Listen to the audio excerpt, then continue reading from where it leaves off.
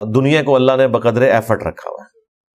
چند دانوں کی محتاجی ہے ہر انسان کو، خواہ وہ پیغمبر ہو یا پیغمبر کی اولاد ہو. جو سورۃ المائدہ میں آیا کہ عیسیٰ ان کی ماں کھانا کھانے کے محتاج تھے. تو انسان کے ساتھ تو یہ کمزوری اللہ تعالیٰ نے جوڑ دی ہوئی ہے.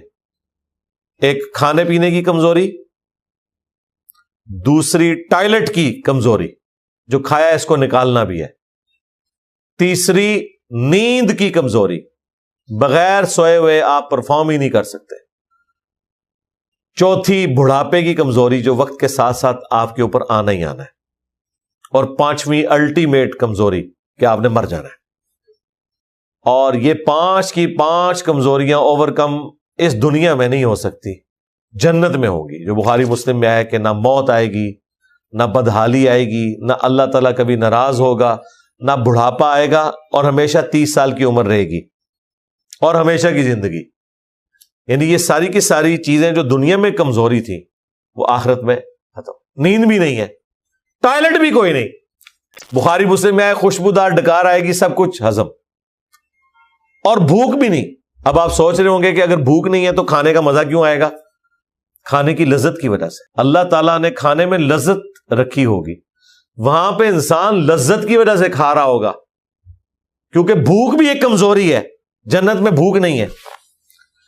اور ٹوائلٹ میں جانا کھانے کے بعد آپ کو یہ فکر لگ جائے کہ پتہ نہیں اب کھانے سے میرا پیٹ خراب ہو جائے گا، یا پیٹ خراب نہ بھی ہو تب بھی ٹوائلٹ جانا ایک مشقت والا کام ہے، وہ بھی اللہ تعالیٰ نے ختم کر دیا. ایک ڈکار آئے گی، سب کچھ ہضم، پھر آپ جناب کھانا پینا شروع کرتے ہیں، اور جو آپ کھا رہے ہیں اس کو فنا بھی کوئی نہیں.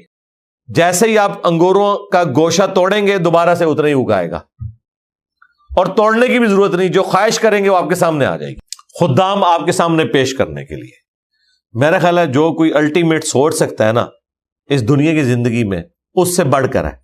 اسی لیے تو سورہ سجدہ میں آیا کہ ہم نے اپنے پرہیزگار بندوں کے لیے وہ نعمتیں چھپا رکھی ہیں، ان کی آنکھوں کی ٹھنڈک جو وہ جانتے بھی نہیں ہیں کہ کیا کچھ اللہ نے چھپا رکھا ہے. اور یہی آیت نبی علیہ السلام نے تلاوت کی، بخاری مسلم میں آتا ہے، اور کہا کہ اللہ تعالیٰ فرماتا ہے کہ میں نے اپنے بندوں کے لیے وہ نعمتیں جنت میں رکھی ہیں چھپا کے،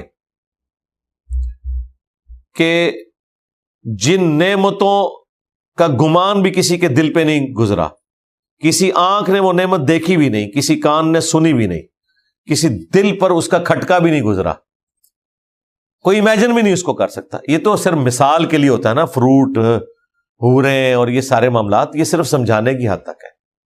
جو اصل معاملہ ہے وہ ایسا ہے کہ آپ اس کو امیجن بھی نہیں کر سکتے، آپ کی سوچ سے زیادہ. میں تو صرف اس تصور کے ساتھ ہی حیران ہو جاتا ہوں کہ آپ کو موت ہی نہیں آنی، یہ کوئی چھوٹی چیز ہے. آپ کو بڑھاپا ہی نہیں آنا، آپ سے رب نے کبھی ناراض ہی نہیں ہونا، باقی ساری چیز تو بعد میں ہے. یہی جو انسان کے لیے ایک ٹینشن ہے کہ خدا ناراض نہ ہو جائے میرے ساتھ، کیا کرے گا. ہمیشہ کی زندگی مقدر.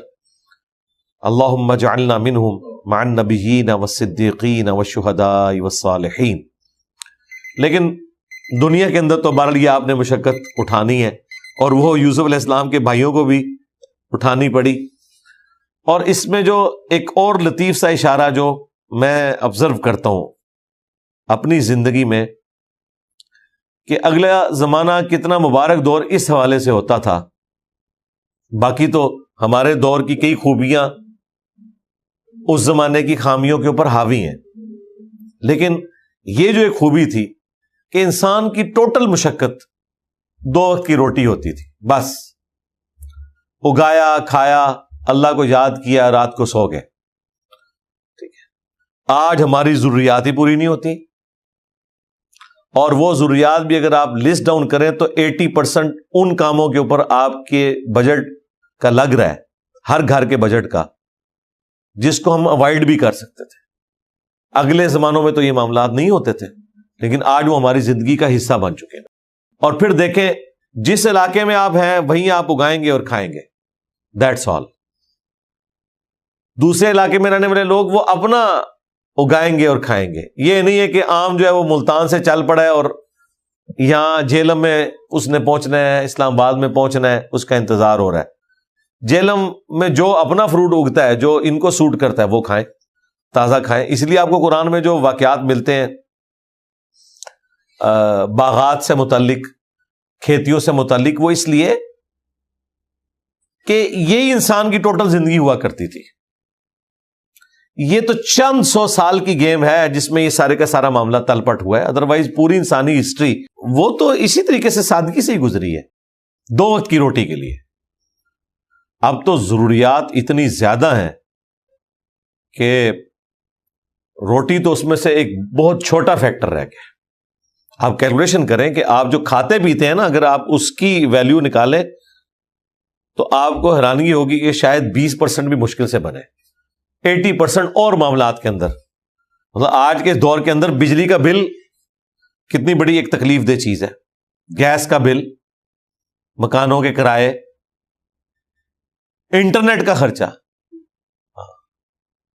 نئے نئے موبائل فونوں کی لت پڑی ہوئی لوگوں کو، پھر سواریاں، اتنی اتنی مہنگی سواریاں. یہ ساری کی ساری چیزیں اگر آپ دیکھیں تو ہمارے بجٹ کا میجورٹی حصہ ان کاموں میں جا رہا ہے کہ جو آج سے چند سو سال پہلے تصور ہی، بلکہ آج سے 100-150 سال پہلے بھی آپ چلے جائیں تو ان میں سے بہت کم چیزیں ہیں جو ہمارے یوز کے اندر ہوتی تھی. بس روٹی کے گرد ہی ساری زندگی گھومتی تھی.